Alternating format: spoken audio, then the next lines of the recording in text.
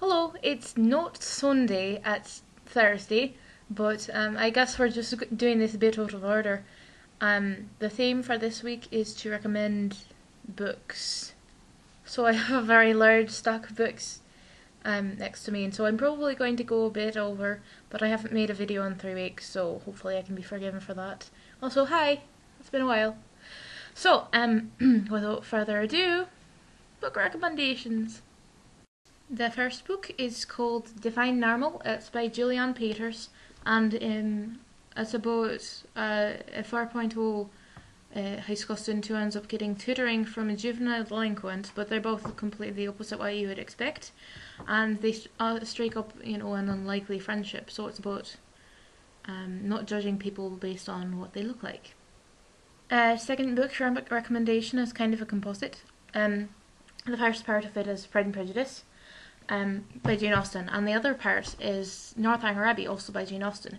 Northanger Abbey is actually really underrated by public opinion, I suppose, but it's a lot shorter than Pride and Prejudice, and it's a lot better of a gateway fic. I mean, don't get me wrong, I love Pride and Prejudice, but it's not the best gateway fic because it's very complex and it has a lot of, the older English in it, and some concepts that modern readers might not be as familiar with, but Northanger Abbey is actually a satire of the romance novels that were being written on that time, and actually they're not that different to the romance novels of this present day.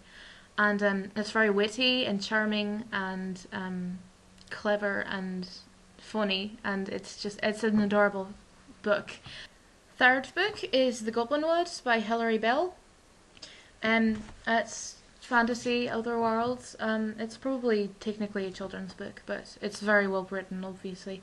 It's about a hedge witch named McKenna who joins forces with the goblins that live in her world to keep their wood as a sort of sanctuary for magical beings who are not priests.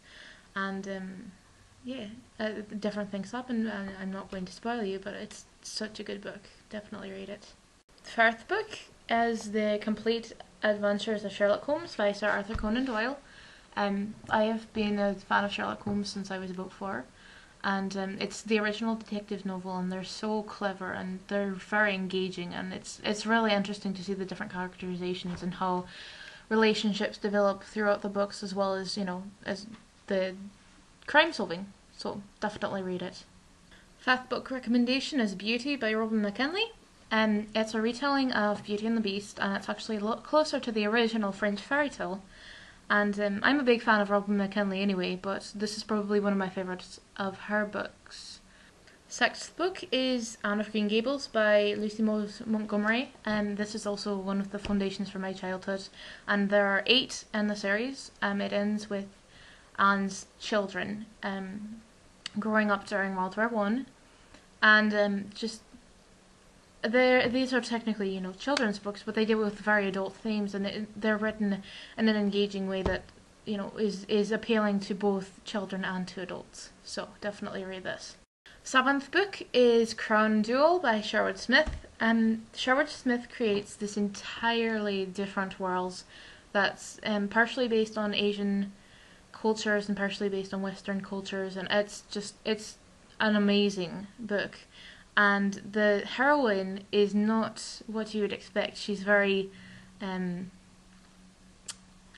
crotchety, maybe, and she's very short, and she's also very, very bad with the sword, despite the fact that she's waging a civil war against this tyrant of a king, and she's also quite prejudiced in some areas, and she's very human. I'm going to go against the grain and recommend a graphic novel. It's called Skipbait. It's by Nakamura Yoshiki. It's a girl moves to Tokyo to support this boy that she's grown up with and she's in love with, and he ends up just rejecting her because he doesn't need her, know that he's famous, and so she decides to join showbiz in order to get her revenge, and she finds out that she's actually very talented in acting and finds joy in it.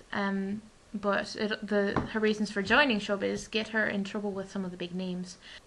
10th book is Les Miserables by Victor Hugo, and I'm not actually going to explain it to you because if you don't know what it is, then you need to just leave. 11th book, which I'm also not going to explain, is The Count of Monte Cristo by Alexandre Dumas, and it's a brilliant book. Go read it now. Go. 12th book is The Protector of the Small series by Tamara Pierce. It's about a girl who wants to become the first female knight legally in another world called Tartal, and the different things that she has to go through when she's going through her pagedom and squiredom and then actually becoming a knight. 13th book series is the Bloody Jack series by Ellie Meyer. This is the 7th. It's got 8 out and the 9th is coming out in October.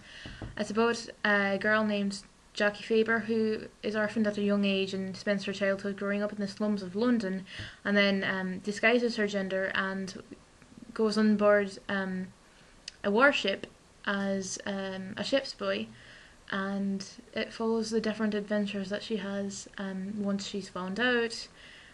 She ends up on another warship, she becomes a privateer, and then a spy. 13th book is The Trickster's Choice and Trickster's Queen, also by Tamara Pierce.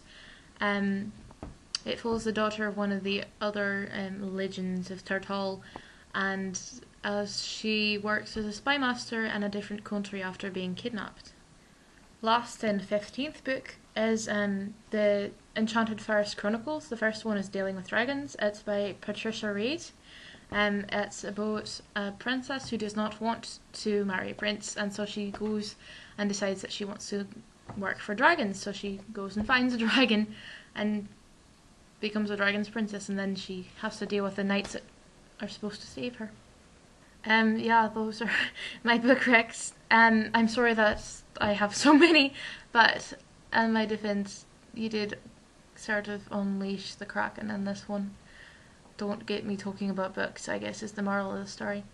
I hope that you are able to find some of these books and read them. They're all very, very good. And yeah. So whoever I'll see tomorrow, if I see anyone tomorrow, we'll see you tomorrow. And I hope that everyone has a great Thursday.